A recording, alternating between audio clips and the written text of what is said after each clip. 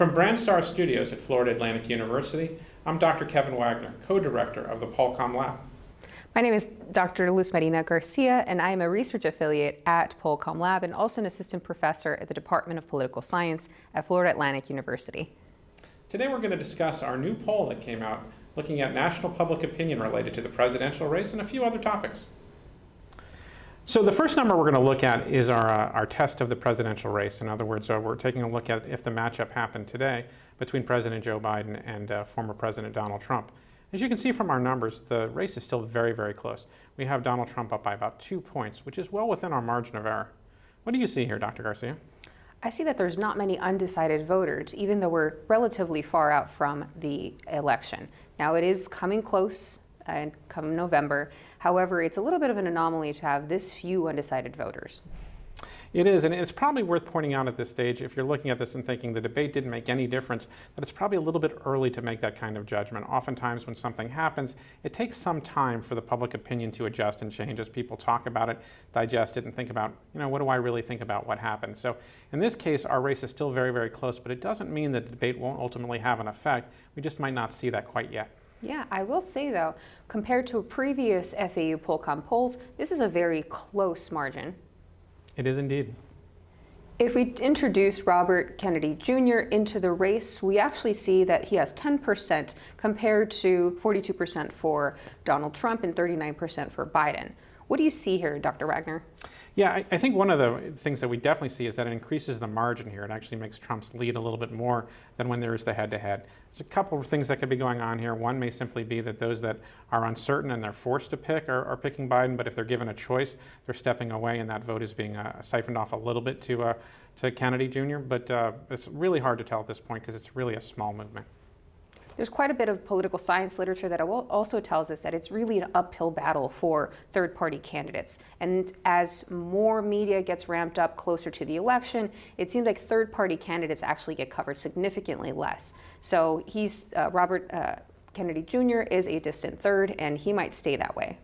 Yeah, the likelihood is that his numbers will be a lot less come November as people sort of, Americans, the literature tells us, right, is that Americans tend to want to vote for a candidate they think has a chance of winning. And even though 10% is a lot of votes, it's not a winning percentage. And so many of those voters will decide they want to make a difference, so they're going to pick one of the main candidates. So those numbers for Kennedy probably do go down. The interesting question is, where do they go? Do they go to Joe Biden and make this a closer, tighter race, or do they go to Donald Trump? And at this point, it's really hard to know. So one of the things we did in measuring this time around is we asked respondents to the poll what kind of emotional response they had to the candidates after the debate. In this case, what we're looking at is the numbers and the emotional response of people after the debate about President Joe Biden. And what's very interesting here is that you can see two numbers generally jump out at you. Of course, the sadness and also disgust, which are very, very different kinds of emotional content. What do you see, Dr. Garcia? Well, to start, disgust and sadness can be key motivators to get people to the polls. As political science literature tells us, they do have a way, these particular emotions have a way of increasing people's political participation. So even though these are negative emotions that are taking over, again, we have positive emotions like pride and joy and happiness also in the polls. Yeah, those tend to be a bit smaller here, so I don't think there's any way around the fact that people, when watching the debate, after what they think about Joe Biden is not necessarily positive. It's pretty clear the president did not have a strong debate, and it's quite possible that a number of his supporters are actually in the sadness category. It doesn't necessarily mean they're not going to vote for him come November, but it does suggest that they had some level of disappointment in what they saw in his performance. Considering the breakdown of this figure, we did have different subgroups think differently about the debate and its aftermath. So for example, we have black voters that believed that there was joy and happiness to be felt after the debate, and Hispanic voters prominently display or claim that they felt anger at the aftermath. Yeah, it does suggest that even if your candidate, you liked your candidate better, you weren't real happy about what the debate showed you, and I think that reflects pretty much in most of our numbers here. When you break down the numbers by party, what we see here is that Democrats answered that they felt sadness, 24%, towards Biden, and when it came to Republicans, the breakdown was more disgust. So when we consider this, what do you think is happening here? Yeah, I think it's very illustrative of the natural partisan divide in this country. Joe Biden's performance wasn't very good. I think everyone sort of understands that to be true. From Democrats, that response is sadness because it's pretty clear they were hoping for something better. They wanted to see him do better. For Republicans, this is consistent with their view of Joe Biden, so disgust is sort of consistent with how they saw him. I think this sort of goes right down that existing partisan divide. Now, I would venture to say that it's not that Democrats won't vote for Biden, but what we see here is negative sentiment, yes. But it seems to me that Republicans weren't going to vote for Joe Biden anyway, so this strong emotional response from their part is not surprising. Yeah, fundamentally, it's still a binary choice for most Americans, and so even if they felt sadness for Joe Biden, they still might come home to vote for him. But either way, that's not probably the emotional response that Joe Biden wanted to see outside of the first debate. That's right. So we've already looked at the emotional response to Joe Biden. In these numbers, what we're taking a look at is the emotional response to Donald Trump. And as is the case with Joe Biden, there are some very stark differences in how people responded, but a slightly different way that they responded. In this case, the two prominent emotional responses are disgust, which again is showing up here, but also this time joy and happiness, which suggests that Trump supporters especially liked his performance. What we also see is that pride at 18% is not far behind. What is very low here is actually sadness. And so it seems like there was a better response to the performance done by Donald Trump. Yeah, and I think probably what we're seeing a little bit going on here is that for supporters of the former president, they were much more pleased with his performance than supporters of Joe Biden were pleased with his. And I think that's sort of illustrative in the fact that joy is big here, where sadness was much larger in the Biden numbers. In other words, Democrats were less pleased with the performance of Joe Biden, for example, and Republicans in particular were more pleased with the way that Donald Trump was portrayed in the aftermath. When breaking down the figure by party, what we see here is that Democrats felt overwhelming disgust towards Donald Trump in the aftermath of the debate, while Republicans, on the other hand, felt joy in the aftermath of the same debate. And so what we see here is that people felt very strongly towards this particular presentation because these are such high numbers. Yeah, I think this illustrates a fundamental truth about this race, which is both candidates are very, very well known and people's opinions about them are very, very well formed. And so you see this difference between Democrats, Republicans in our numbers. They have a very different emotional response to Donald Trump, a candidate that they know relatively well.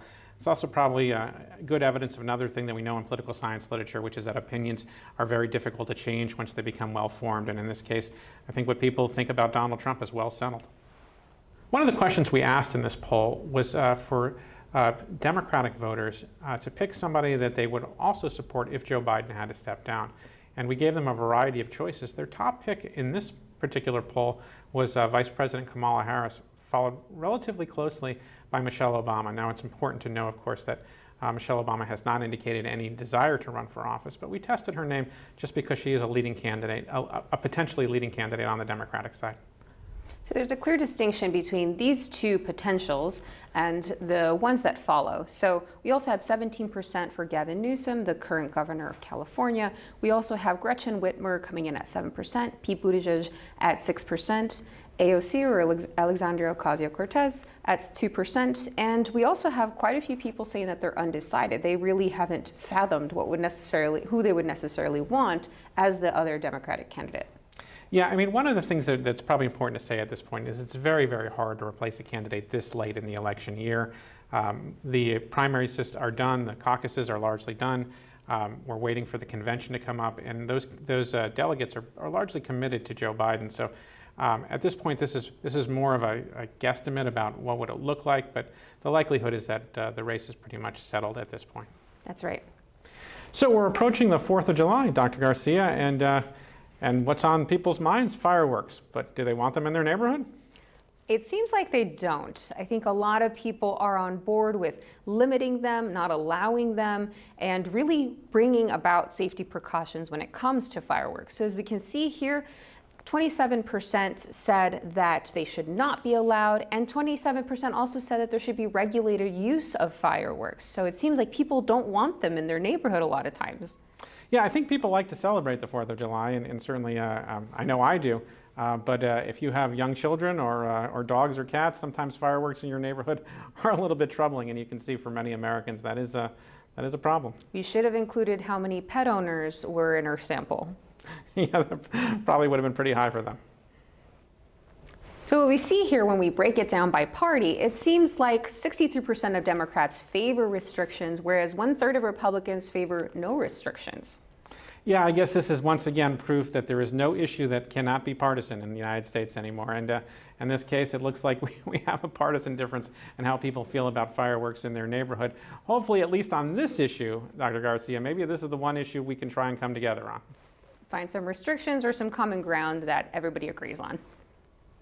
From Brandstar Studio at Florida Atlantic University, we want to thank the team behind our polling and also our production. You can see behind us, it's an amazing crew that comes together so that we can get this information to you.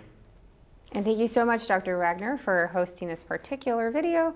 And I hope you all follow us in our website and for future polls as well. Thank you, Dr. Garcia.